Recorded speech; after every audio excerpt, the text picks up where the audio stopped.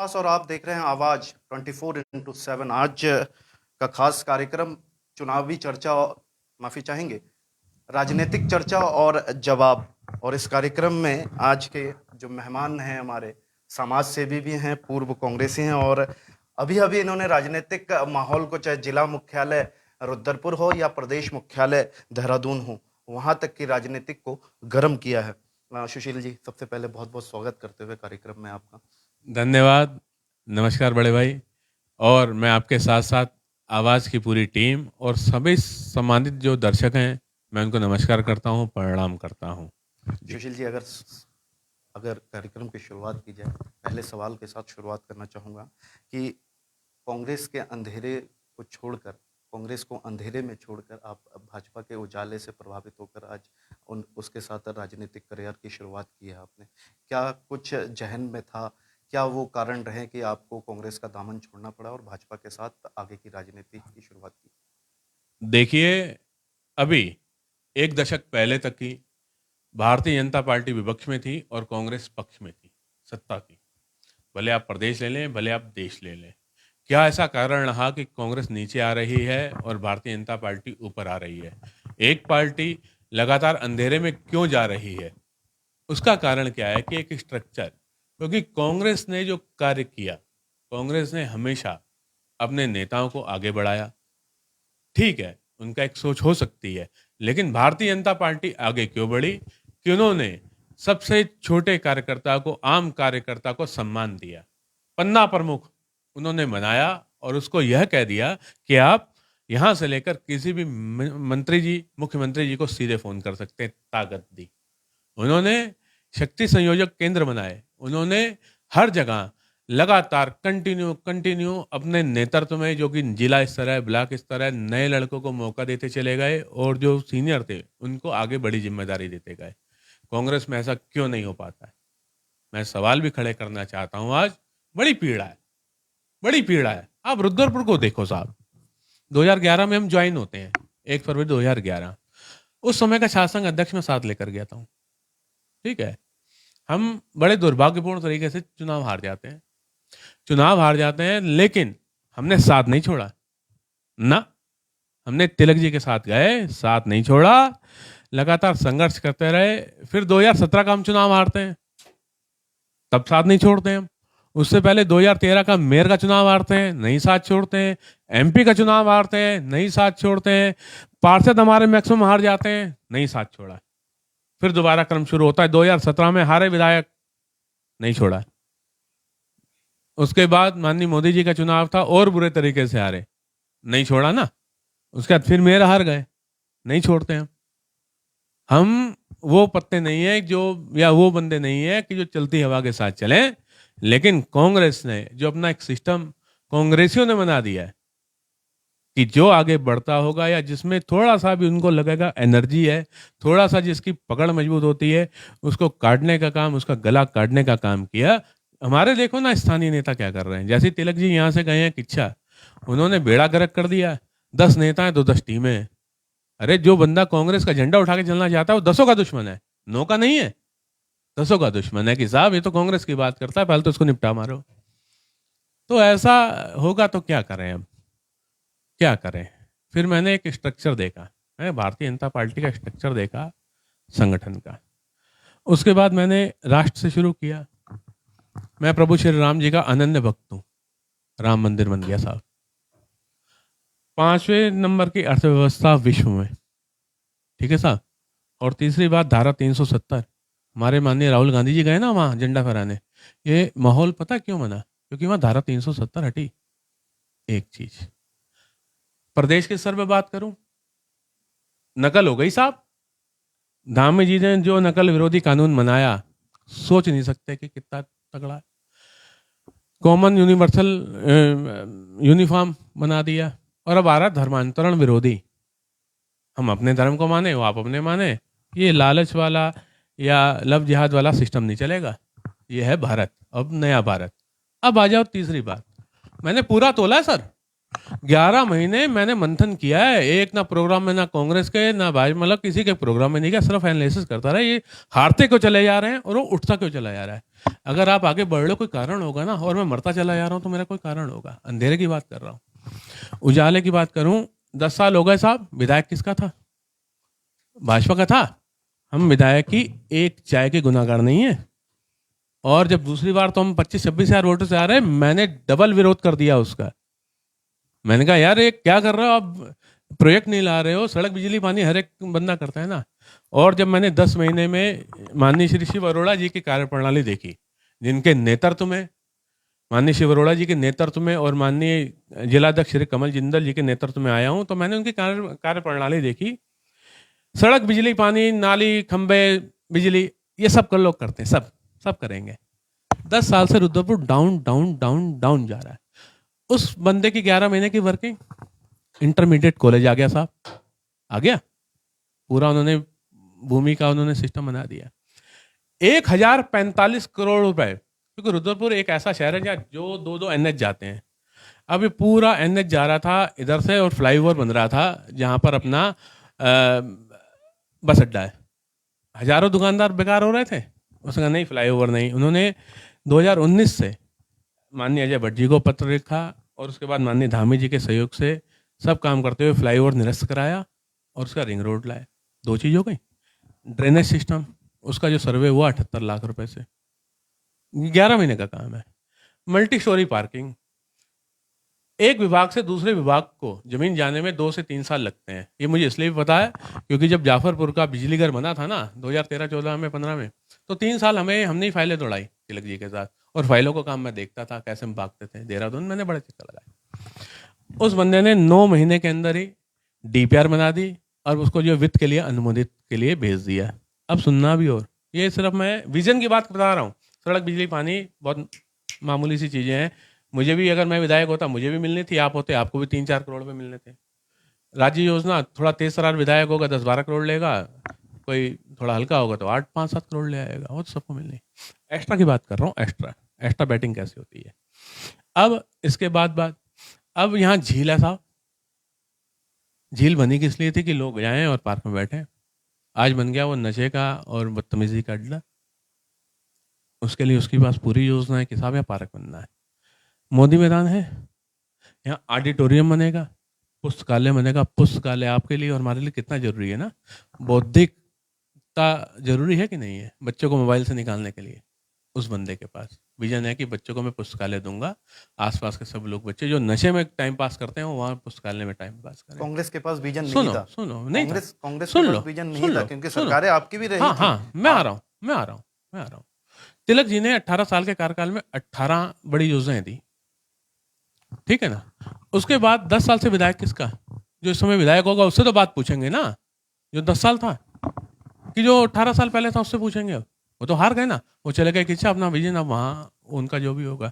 रुद्रपुर की बात करेंगे ना, रुद्रपुर में रहेंगे। आप सुन लो, जी के कहने पे एक बार रुक सुन भी लो, गए थे। सुन लो, हाँ मैं उसी पे आ रहा हूँ। अब मैंने टोटल दिया कि अब मैंने विजनरी लोगों के साथ रहना है, क्योंकि जिनके पास राष्ट्र को लेकर विजन है, जिनके पास प्रदेश को लेकर विजन है, जिनके पास क्षेत्र को लेकर विजन है, मुझे झुंड में नहीं आना है।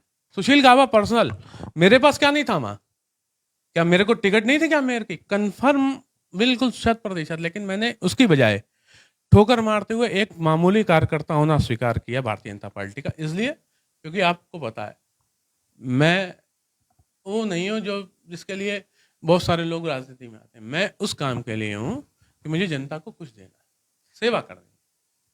मैं जनता को कुछ देना, सभी तमाम विषयों पे आएंगे, विकास के मुद्दों पे आएंगे, धर्म की राजनीति पे भी आएंगे। लेकिन एक सवाल जो अभी जहन में बन रहा है कि आप पहले कांग्रेस में थे और अब भाजपा में हैं। राजनीतिक गुरु की बात करें तो आप कहते हैं कि तिलकराज भेड़ जी राजनीतिक गुरु रहे हैं, राजनीतिक आदर्श रहे हैं। पार्टी बदलने के बाद क्या आदर्श और गुरु दोनों बदल जाएंगे? नहीं, इसमें क्या है कि अब वो मेरे लिए ठीक है, मैं उनका व्यक्तिगत रूप से सम्मान करूंगा, लेकिन अब मैंने जो है राष्ट्र के प्रति समर्पित, मैंने संगठन को अपने आप को समर्पित किया है। धर्म की राजनीति में बह गए जनाब। अब जो कमल का फूल जो है वो मेरा राजनीतिक गुरु है। माननीय शिव अरोड़ा जी के माध्यम से मैं आया हूं भाजपा में। मैं उनके लिए सर्वस्व अपना दूंगा। मैं श्री कमल जिंदल जी ने मुझे ज्वाइन कराया है, तो जो मैं जहाँ पर रहा हूँ, मैंने कहा ना 10 साल तो विधायक रहा ना, इसके पहले भी भाजपा का, मैं उसकी चाय का भी तो दोषी नहीं हूँ ना। मैं तो 10 साल पहले आया था ना, 10 साल हारने के बाद क्यों जा रहा हूँ। आज तो हमारे राजनीतिक गुरु की आप बात कर रहे हैं, वो तो बन गए ना विधायक, उनके साथ चुपचाप खड़ा हो जाता। मतलब जो चाहता मैं उनसे मैं मांग सकता हूँ, लेकिन मांगा नहीं ना यार। अरे भाई 12 साल में एक जिला महामंत्री का पद आया सिर्फ, वो भी लेटर घर आया, मांगने नहीं गया सुशील गाबा। सोनू भैया ने मेरी बात, मतलब मैं उनका बहुत सम्मान कर रहा हूँ, और उन्होंने मेरे को थोड़ा सा महत्व दिया। तिलक जी से मैंने कुछ भी नहीं मांगा।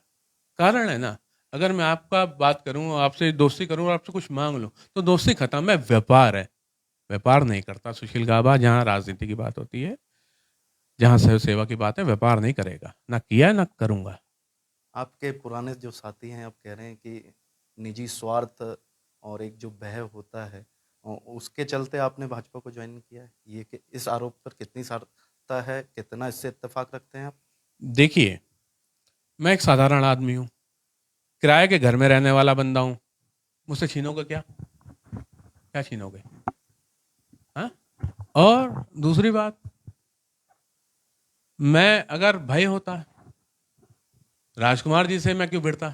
10 साल भिड़ा ना, कहीं मैंने कोई कसर छोड़ी है? कुछ नहीं भाई, मुझे काय का भय, मैं तो पकड़ आदमी हूँ, 8-7 केस लग गए मेरे ऊपर, मैं किसी के आगे नहीं गया कि भैया मेरे ऊपर केस मत लगाओ, निजी स्वार्थ। डट के लगाओ। निजी स्वार्थ। देखो, अब आप आए, निजी स्वार्थ क्या होता है? जो बंदा किराए के घर पे रहने के बावजूद पूरे रुद्रपुर में, मैं अपनी बहू नहीं कर दे, फोगिंग कर दे। 51 बार मैंने ब्लड दिया है, 51 बार, 2600 मैंने ब्लड अभी तक दाएं बाएं से दाएं कराए, ठीक है। अब हमें अगर निजी स्वार्थ होगा कोई भी, तो तिलक जी थे ना उसके लिए, क्या वो विधायक नहीं है क्या? हम्म? ऐसा। देखो, कहने वाला जो कहेगा और हर बात का जवाब में नहीं दिया जाता। उन बंदों को चाहिए कि मेरे साथ आकर बैठें, मेरे साथ आकर 2-4 दिन गुजारे तो सही। सुशील गाबा एक ऐसा बंदा है जो साइकिल पे भी चल देगा, जो मोटरसाइकिल पे भी चलता है, ठीक है, गाड़ी भी ईश्वर ने दी। और मैं हूँ क्या? मैं तो एक मजदूर था, पता है कहाँ? तराई फूड में 50 रुपये दिहाड़ी करी है मैंने। मेरे पास खोने के लिए कुछ है ही नहीं ना। मेरा कौन मुझे डराएगा?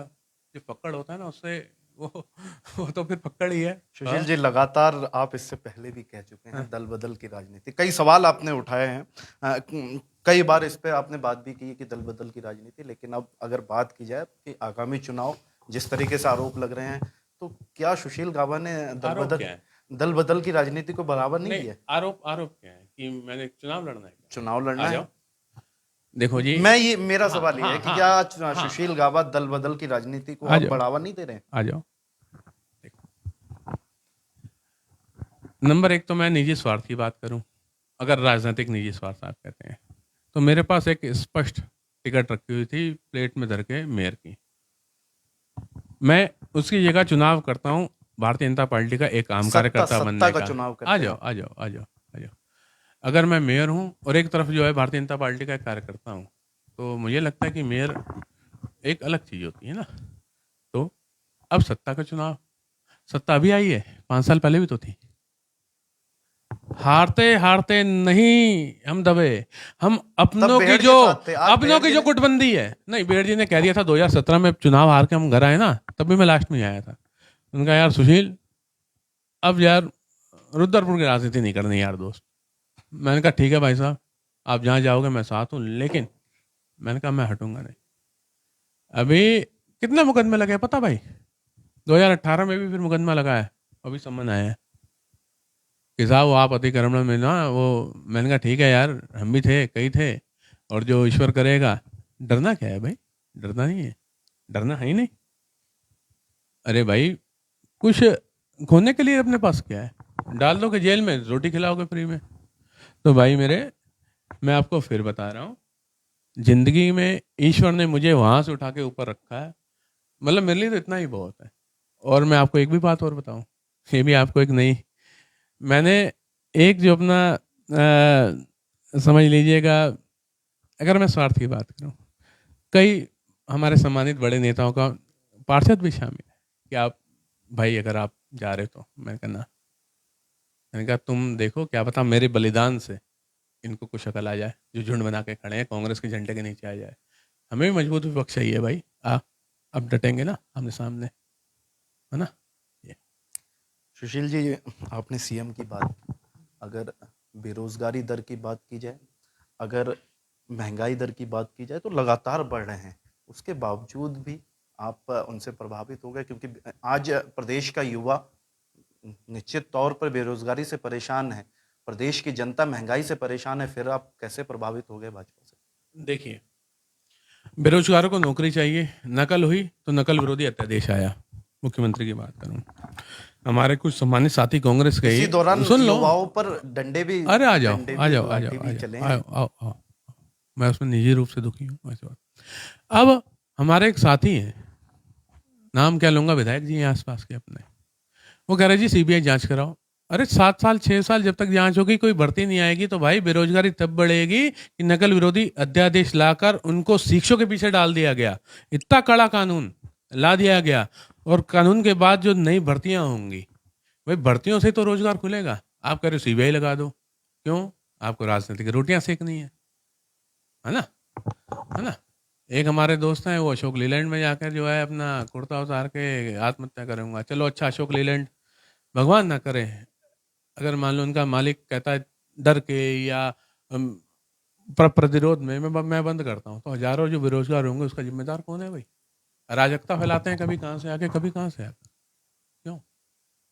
इससे होता है। सत्ताधारी बात भी तो नहीं करते हैं अशोका लीलैंड के मैं उन बेरोजगारों की, उन मैं उन पीड़ित बच्चों की हाँ, जो वहां से सताए हुए हैं, उनकी बात तो नहीं करते हैं ना। सत्ता कोई तो आया, किसी ने तो आवाज उठाई, देखिए आप उस पे सवाल उठा रहे हैं। देखिए देखिए, मैं भी उनके साथ जाता था। मैंने जितने आंदोलन करे होंगे, एक्मे में हो, ब्रिटानिया में हो, नेस्ले में हो, अशोक लीलैंड हो, इवन इंटार्क हो, हर एक ना एक तरीका होता है। एक तो आप है, आप आंदोलन करना चाहते हैं, उनको न्याय दिलाना चाहते हैं। एक आप अंडर टेबल बातें करते हैं। सुशील गावा अगर किसी को आंदोलन करता है तो कभी मध्यस्थ नहीं करता। हजारों आंदोलन किए होंगे, हारा जीता लगता है। अगर आपका और आपके बीच में कोई चीज़ है तो मैं बीच में बैठूंगा, तो इसका मतलब मेरा लालच है। अगर मेरा आपसे मजदूरों से ज़्यादा जुड़ाव है तो मैं उसका हित करूंगा, अगर मेरा उससे ज़्यादा जुड़ाव है तो मैं मजदूरों का हित करूंगा। भाई आंदोलन कर, सपोर्ट दे, आपस में टोक तो करने दे। तो हमेशा औद्योगिक शांति नंबर 1 पे ज़रूरी है, बड़े प्रतिष्ठान है। और आपको ये भी मैं जानकारी देना चाहूँगा, मैंने कहा ना विजनरी विधायक, अगर ये प्रोजेक्ट आते हैं, रिंग रोड आती है, रिंग रोड आते ही क्या होगा कि चारों तरफ की 1049 करोड़ यहाँ पर आया, वो पैसा कहाँ लगेगा? शहर में आएगा ना, कोई अपना घर बनाएगा, कोई क्या लेगा, कोई क्या लेगा, जिसको कंपनसेशन मिलेगा, कहाँ रोजगार बढ़ेगा? यहाँ रिंग रोड बनेगा तो हाईवे के किनारे लगातार वहाँ खुलते हैं ना ढाबे वाबे, खुलेंगे नहीं खुलेंगे? कौन बढ़ेगा? चलो आ जाओ। रिंग रोड बनती है तो जो नो एंट्री है, जो कि मतलब समझ लो इतनी भारी नो एंट्री कि सुबह रात को 10 बजे से खुलती है शायद, हाँ, तो 24 घंटे ट्रैफिक चलेगा, काम बढ़ेगा, फैक्ट्रियाँ बढ़ेंगी नहीं बढ़ेंगी? आप ये भी ध्यान रखिएगा, अब खाली रुद्रपुर का सिटकुल नहीं रह गया। माननीय योगी जी 1 लाख करोड़ का उनका हिसाब किताब है कि मैं 1 लाख करोड़ अपने यूपी में इन्वेस्टमेंट कराऊंगा। अब सब खिलाड़ियों को बढ़िया तरीके से हमें खेलना है, हमें औद्योगिक शांति चाहिए, मजदूरों का हित सुरक्षित रहे, उनका हित रहे, ड्रामा नहीं चाहिए दोस्त। सीएम से प्रभावित हुए, कॉपी पेस्ट सीएम कहा जाता है उनको। यूपी में जो होता है उसको कॉपी पेस्ट कर देते हैं, प्रधानमंत्री जो करते हैं उसका कॉपी पेस्ट कर देते हैं। आप जिस तरीके से कानून लाने की बात की, युवाओं पर उन्होंने लाठी बरसा दी है, और उसके बाद उन्हीं के पार्टी के लोग अब कह रहे हैं कि उनको माफ़ी मांगनी चाहिए। उस पर कभी मुख्यमंत्री बात नहीं करते हैं, ना अभी तक उनका ऐसा कोई बयान आया है, ना युवाओं से उन्होंने कुछ कहा है। उसके बावजूद भी आप कह रहे हो कि युवाओं के लिए उन्होंने बेहतर कानून, इस तरीके से डंडे और मैं कॉपी पेस्ट की बात करूं, जो यहाँ का जो नकल विरोधी कानून है ना, उसकी कॉपी मध्य प्रदेश और गुजरात तक में मंगाकर स्टडी हो रही है, और उनका एक प्रतिनिधिमंडल यहाँ आ रहा है। कॉपी पेस्ट मीन्स अगर कोई चीज़ मैं सही करता हूँ आपको फॉलो कर लेनी चाहिए, आप सही करते हैं मुझे करनी चाहिए। हाँ, अगर कोई चीज़ ऐसी है जिससे जनता का नुकसान है तो मुझे अवॉइड कर देनी चाहिए, आपको भी कर देनी चाहिए, सीधी सीधी बात है ना। आज एमपी और गुजरात के प्रतिनिधिमंडल जब आ रहे हैं, यहाँ के आईएएस कैडर से बात करना चाहते हैं कि इसका हमें भी स्टडी करने दो, क्योंकि चीज़ें क्या है कि हर एक बंदा भाजपा में क्या प्लस पॉइंट है। जैसे भाजपा की वहाँ सरकार है, यहाँ है, तो अगर ये चीज़ बढ़िया है और उन्होंने देखा हाँ यार ये तो बहुत बढ़िया चीज़ है यार, नकल विरोधी अध्यादेश आ गया, ये तो बड़ी अल्टीमेट आइटम है, पहली बार में 3 साल की वो है बैन, उसके बाद लाइफ टाइम बैन है और कड़े कानून है, तो वो भी भैया अच्छी चीज़ को फॉलो करना हमारा आपका कर्तव्य है। सुशील जी, अगर बात की जाए भाजपा, क्योंकि आपकी शुरुआत हो चुकी है भाजपा की नई पारी के रूप में, और कांग्रेस, दोनों को आप अब समझ चुके हैं, कितना अंतर है दोनों ही राजनीतिक पार्टी में, क्योंकि प्रदेश के लिए यही दोनों राजनीतिक पार्टी एक बड़ी पार्टी है, कितना अंतर मानते हैं दोनों की कार्य प्रणाली में? जमीन आसमान का। पहला शब्द आपका पहला क्वेश्चन है ना, अंधेरा और उजाला, उसी पर आ जाओ। एक बंदा हर जगह सत्ताधारी था, डाउन क्यों होता जा रहा है? एक बंदा, मेन कारण बता दूं, कार्यकर्ता का सम्मान। तिलक राज बेहड़ जी या कोई है, मैं व्यक्तिगत बात नहीं करूंगा, मैं पार्टी की बात करूंगा, ठीक है, सामना में शिव अरोड़ा जी की बात करूंगा। भाजपा में एक पन्ना प्रमुख सीधे सीएम से बात कर सकता है टेलीफोन लगाकर, हमें चैनल बनाने पड़ते हैं और जाना पड़ता है। भारतीय जनता पार्टी में संगठन कितना सक्रिय है। भारतीय जनता पार्टी में अगर आपको टैलेंट है तो आपको स्टेज पर स्टेज मिलता जाएगा।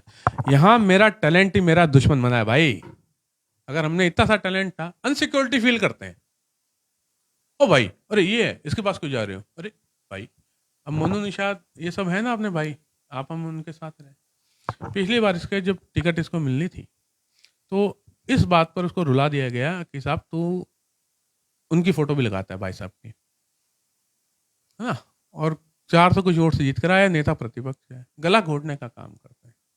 क्यों घोटते हो यार भाई? हम तो 11 साल 12 साल तपस्या करके आए ना, हमारा क्या दिल भारी नहीं हुआ, हमारी आंखों से आंसू नहीं निकले गया? लेकिन अगर तुम ये करते रहोगे, कार्यप्रणाली कांग्रेस की ये रहेगी, अभी इनको भी और नीचे जाना है। अभी इनकी गिरावट का दौर मुझे लग रहा है कि एक स्टेप अभी जो है, जो भी 17-18 पार्षद है ना, ये 5-4 पे टिक जाएंगे अल्पसंख्यक वाले क्षेत्रों में, और कहीं नहीं मिलना इनको कुछ। अगर सुशील गाबा की बात की जाए, रुद्रपुर को लेकर, रुद्रपुर विधानसभा को लेकर क्या विजन है, क्योंकि आप नई पारी की शुरुआत हो चुकी है, क्योंकि मुझे याद है कि वो झंडा लेकर आप ही सड़कों पे निकले थे, गड्ढे अभी भी ज्यों के त्यों हैं। विकास, अगर रुद्रपुर की बात की जाए तो विकास, चाहे वो मेहर का विकास कर ले, अगर शिव अरोड़ा के एक विधायक शिव अरोड़ा के 1 साल के कार्यकाल की बात कर लें, लगभग तो विकास अभी कहीं दिख नहीं रहा है। और आप जिस तरीके से कह रहे हैं कि इतने सारी योजनाएं हैं, जनाब मैं आपको बता दूं 900 से सैकड़ों में यहाँ पर घोषणाएं होती हैं, और अगर उनके पूरा होने का दर देखा जाए तो 1% है, उसमें आप कह रहे हैं कि इतने बड़े क्यों होता है 1%? मुख्यमंत्री आए, विधायक जी पहुंच गए, 18 ज्ञापन दे दिए। अच्छा साहब, प्रदेश के प्रभारी मंत्री आए, 15 ज्ञापन उन्होंने दिए और 20 अपने चेलों से दिलवा दिए, है ना, उसमें से एक आध हो गई। भाई यहाँ के माननीय शिव अरोड़ा जी ने क्या किया, उन्होंने ज्ञापनबंदी नहीं की, ज्ञापनबाजी नहीं की, फोटोबाजी नहीं की। उन्होंने, मान लो चलो मैं रिंग रोड की बात बता रहा हूँ या ड्रेनेज सिस्टम की, उन्होंने अधिकारियों को अपने पास बुलाया अपने ऑफिस में, तत्काल वहीं से वहाँ पर जो है उनको निर्णय कराया गया, निर्णय हुआ, निर्णय के बाद डीपीआर बना देते हैं 9 महीने में। सिंचाई विभाग के उसको जो है वो करना है पार्किंग को, मल्टी स्टोरी, वहाँ गए, मौका मुआयना किया, डीपीआर बनाकर वित्त में चली गई फाइल। अभी 11 महीने तो हुए भाई, नहीं, वित्त में चली जाती है। अब और सुनना महाराज, इंटरमीडिएट कॉलेज है, अब मैं ज्ञापन दे दूं जी, क्या हो रहा है भाई? उसका मौका मुआयना करा, उसका पूरा प्रस्ताव बनाया, उसको रन कराया, है ना। तो भाई अगर मैंने काम ही ज्ञापन बांटने का करा हो, गट्टा उठाया चल पड़े जी, हर बार उठाया चल पड़े, भाई ऐसा नहीं होता, फिर तो परसेंटेज कम है। माननीय शिव अरोड़ा जी ने कितने ज्ञापन दिए होंगे अभी तक? ज्ञापन नहीं दिया, एक काम करा दिए, 9 बड़ी योजना है, सड़क, बिजली, पानी, खड़ंजा फड़ंजा, ये तो सब आपने भी करना है, विधायक होंगे तो मैंने भी करना है, उसने भी करना है, उसने भी करना है। 4 करोड़ आपको भी मिलना है साल का, मुझे भी मिलना है। आप हल्के विधायक हो तो आपको जिला स्टेट योजना से 2-3-4-5 करोड़ बनेगा, भारी विधायक को 12-15 करोड़ ले आओगे। ये तो छोड़ो ना, ये अलग, ये ज्ञापनबाजी, फोटोबाजी सबने करनी है, होनी है, अलग बात है। 9 योजनाएं ले आना 9 महीने में, एक कांग्रेस में ज्ञापनबाजी होती थी, 18 ज्ञापन दिए जाते थे। देखो, मैं आपको बताऊं कांग्रेस तो विपक्ष में है ना पिछले 5-6 साल से। सत्ता में भी रही। रुक जाओ, मैं बता रहा हूँ। कांग्रेस में देखो मैं बता रहा हूँ, कुछ कांग्रेस में भी विधायक होते हैं बहुत मजबूत होते हैं, कुछ भाजपा में होते हैं बहुत मजबूत, कई होते हैं जिन्होंने काम करना होता है।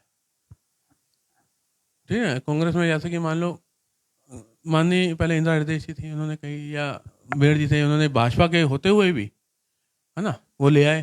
तो एक बंदे में एक अलग एनर्जी, एक अलग लेवल होता है काम करने का, उसका जो है, इसे समझ लो कि IQ, कईयों की IQ होती है 30, कईयों की 100, आइंस्टीन की होगी 220। तो एक ये ताकत भी होती है, कॉन्टैक्ट पावर कह सकते हैं इसे, संबंधों की ताकत कह सकते हैं, व्यवहार की। अब मैंने ही जो है ढां ढां करे और भाई ज्ञापन, तो भैया उसने मुख्य निकला ज्ञापन दो, रख लिया और चले। भाई उसकी स्टडी की, साहब ये DPR है, ये जगह है, यहाँ पर इतना होगा और इससे इतना रोजगार होगा, इससे ये होगा, और इसका कार्य साहब ऐसा करता हूँ, ये होता है तरीका, है ना, तरीका। बहुत अच्छी तरीके से आप कांग्रेस को जानते हैं, क्योंकि लंबा समय आपने लगातार मनमुटाव की बातें आती हैं। आखिर क्या कारण रहता है कांग्रेस में कि आपसे आपस में ही मनमुटाव उनके साथ देखने को मिलता है? क्या कारण, बड़ा क्या कारण मानते हैं आप? संगठन का डंडा मजबूत नहीं होना, जो बंदा नेता अपने झुंड बना रहे हैं उन पर अनुशासित कार्रवाई ना होना, जिसकी ढपली उसका राग वाली परिपाटी। अरे भाई, मेरे कार्यकर्ताओं को पहचानो, संगठन के हिसाब से चलो, कांग्रेस का झंडा देखो या अपने दल का झंडा देखो, मैं मैं मेरा गुट, मेरा गुट, मेरा गुट, भाई मनाए रहे गुट। अभी मैंने कहा ना, अभी और नीचे जाना है इन्होंने, अभी आ तो लो चुनाव। एक बड़ा सवाल और आता है, आपने कई बार जब विपक्ष में थे तो आपने कई बार धर्म की राजनीति की बात की कि धर्म की राजनीति करती है भाजपा। सवाल अब ये बनता है कि अब सुशील गाबा धर्म की राजनीति करेंगे? देखो, प्रभु श्री राम जी में मेरी अनन्य आस्था है। मैं आस्था सुन सुन तो आस्था पे लो, कोई आ सवाल जाओ नहीं उठा आ रहा। जाओ आ जाओ आ जाओ आ जाओ, मैं उस पर भी आ रहा हूँ ना। और धर्म की राजनीति अलग है। दरअसल धर्म की राजनीति विपक्षी जो है बहुत ज्यादा कर रहे हैं। कैसे कि उन्होंने तुष्टिकरण वाला जो एक सिस्टम बनाया, भाई धारा 370 एक हमारा क्षेत्र है ना, वो अब राम मंदिर बनना एक पॉइंट है ना, हजारों लोगों ने वहां गिरफ्तारी दी, हमारा बिल्कुल ऐसा मामला था जो सबसे जुड़ा हुआ था। राजीव गांधी जी अपना उनका लिखते हैं ना कि हमने राजीव गांधी जी ने ताला खुलवाया। भाई ठीक तो है, मोदी जी ने बनवा दिया, फिर काय की परेशानी है? अब क्यों परेशान हो रहे हो भाई? अब हम हम कहते हैं कि हम अपना सम्मान, मतलब हम अपने धर्म का सम्मान करें, आप अपने का करो, आप अपने का करो। धर्मांतरण को करोगे भाई, कौन होते हो?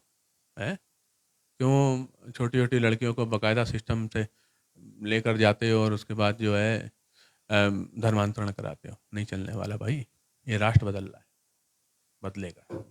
हम सद्भाव से रहने वाले लोग हैं, सद्भाव के साथ, लेकिन हिंदू दबे ये तो चलेगा। सुशील गाबा को अगर मेयर का टिकट रुद्रपुर से मिलता है भाजपा की ओर से, क्या कार्यप्रणाली रहेगी, क्या विजन रहेगा रुद्रपुर के लिए? क्योंकि अभी तक अगर देखा जाए तो दो ही मेयर रुद्रपुर को मिले हैं और दोनों ही भाजपा के, जिनके कार्यकाल में लगातार प्रश्न चिन्ह खड़े हो रहे हैं। चाहे वो सोनी कोहली मेयर का कार्यकाल आप ले लें या रामपाल जी के कार्यकाल को ले लें, मेयर के तौर पर सवाल उठे हैं। आपसी मनमुटाव भी दोनों ही दौर में देखने को मिला है। अगर सुशील गाबा जी को इसमें मौका मिलता है रुद्रपुर में मेयर की रूप में सेवा करने का, क्या विजन रहेगा?